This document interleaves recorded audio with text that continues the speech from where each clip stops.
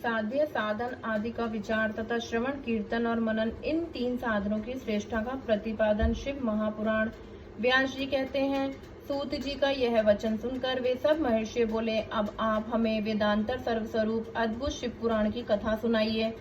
सूत जी ने कहा, अब आप सब महर्षिगण रोग शोक से रहित कल्याण में भगवान शिव का स्मरण करके पुराण प्रवर शिव पुराण की जो वेद के सार तत्वों से प्रकट हुआ है कथा सुनिए। शिव पुराण में भक्ति, ज्ञान और वैराग्य, इन तीनों का प्रीतिपूर्वक गान किया गया है और वेदांत वेद सदुस्तु का विशेष रूप से वर्णन है। इस वर्तमान कल्प में जब सृष्टि कर्म आरंभ हुआ था, उन दिनों 6 कुलों के महर्षि परस्पर वाद विवाद करते हुए कहने लगे, अमुक वस्तु सबसे उत्कृष्ट है और अमुक नहीं है। उनके इस विवाद ने अत्यंत महान रूप धारण कर लिया। तब वे सब के सब अपनी शंका के समाधान के लिए सृष्टिकर्ता अविनाशी ब्रह्मा जी के पास गए और हाथ जोड़कर विनय भरी वाणी से बोले, प्रभु आप संपूर्ण जगत को धारण पोषण करने वाले तथा समस्त कारणों के भी कारण हैं।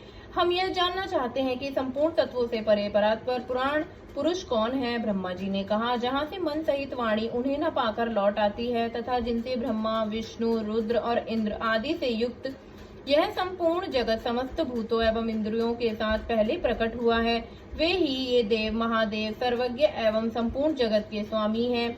ये ही सबसे उत्कृष्ट हैं। भक्ति से ही इनका साक्षात्कार होता है, दूसरे किसी उपाय से कहीं इनका दर्शन नहीं होता। रुद्र, हरि, हर तथा अन्य देवेश्वर सदा उत्तम भक्ति भाव से उनका दर्शन करना चाहते हैं।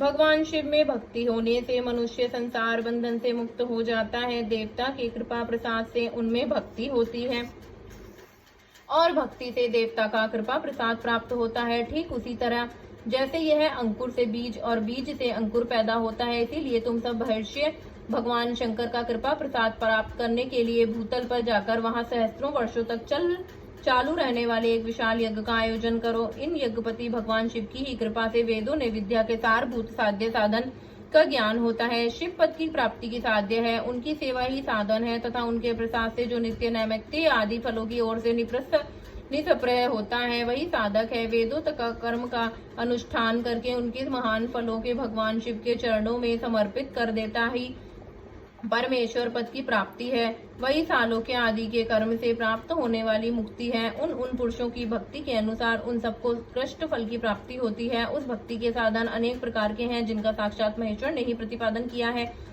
उनमें से सारभूत साधन को संक्षिप्त करके मैं और लीलाओं का श्रवण, वाणी द्वारा उनका कीर्तन तथा मन के द्वारा उनका मनन, इन तीनों का महान साधन कहा गया है। तात्पर्य यह कि महेश्वर का श्रवण, कीर्तन और मनन करना चाहिए। यह श्रुति का वाक्य हम सबके लिए प्रमाणभूत है। इसी साधन से संपूर्ण मनोरथों की सिद्धि में लगे हुए आप लोग परम साध्य को प्राप्त हो। लोग प्रत्यक्ष वस्तु को देखकर उनमें प्रवृत्त होते हैं, परंतु जिस वस्तु का कहीं भी प्रत्यक्ष दर्शन नहीं होता, उसे श्रवणेन्द्र द्वारा जान सुनकर मनुष्य उनकी प्राप्ति के लिए चेष्टा करता है। अतः पहला साधन श्रवण ही है। उनके द्वारा गुरु के मुख से तत्व को सुनकर श्रेष्ठ बुद्धि वाला विद्वान पुरुष अन्य साधन कीर्तन एवं मनन की सिद्धि करे।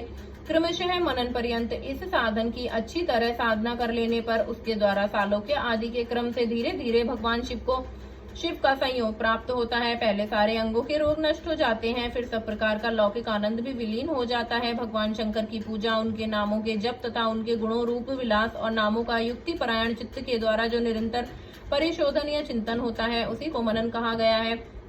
वह महेश्वर की कृपा दृष्टि से उपलब्ध होता है, उसे समस्त श्रेष्ठ साधनों में प्रधान या प्रमुख कहा गया है। सूत जी कहते हैं, मुनीश्वरों, इस साधन का महात्म्य बताने के प्रसंग में मैं आप लोगों के लिए एक प्राचीन वृतांत का वर्णन करूंगा, उसे ध्यान देकर आप सुने। पहले की बात है, पराशर मुनि के पुत्र मेरे गुरु व्यास देव जी सरस्वती नदी के सुंदर तट पर तपस्या कर रहे थे। एक दिन सूर्य तुल्य तेजस्वी विमान से यात्रा करते हुए भगवान सनत कुमार अकस्मात वहां पहुंचे। उन्होंने मेरे गुरु को वहां देखा, वे ध्यान में मग्न थे। उससे जगने पर उन्होंने वह ब्रह्म पुत्र सनत कुमार जी को आपने सामने उपस्थित देखा। देखकर वे बड़े वेग से उठे और उनके चरणों में प्रणाम करके मुनि ने उन्हें अर्घ्य दिया और देवताओं के बैठने योग्य आसन भी अर्पित किया। तब प्रसन्न हुए भगवान सनत कुमार विनीत भाव से खड़े हुए और व्यास जी से गंभीर वाणी में बोले, तुम सत्य वस्तु का चिंतन करो, वह सत्य पदार्थ भगवान शिव ही हैं जो तुम्हारे साक्षात्कार के विषय होंगे। भगवान शंकर का श्रवण कीर्तन मनन ये तीनों महत्तम साधन कहे हैं। ये तीनों ही वेद समझते हैं। पूर्व काल में मैं दूसरे साधनों के संभ्रम में पढ़कर घूमता घामता मदांचल पर पहुंचा था। वहां तपस्या करने लगा। तदंतर महेश्वर शिव की आज्ञा से भगवान नंदीकेश्वर वहां पाए। उनकी मुझ पर बड़ी दया थी। वे सबके साक्षी तथा शिव गुणों के स्वामी भगवान नंदीकेश्वर मुझे स्नेह पूर्वक मुक्ति का उत्तम साधन बताते हुए बोले, भगवान शंकर का श्रवण कीर्तन और मनन ये तीनों साधन वेद मस्त हैं और मुक्ति के साक्षात कारण है। यह बात स्वयं भगवान शिव ने मुझसे कही। अतः ब्राह्मण, तुम श्रवण आदि तीनों साधनों का ही अनुष्ठान करो। व्यास जी से बारंबार ऐसा कहकर अनुगामियों सहित ब्रह्मपुत्र सनत कुमार परम सुंदर ब्रह्म धाम को चले गए।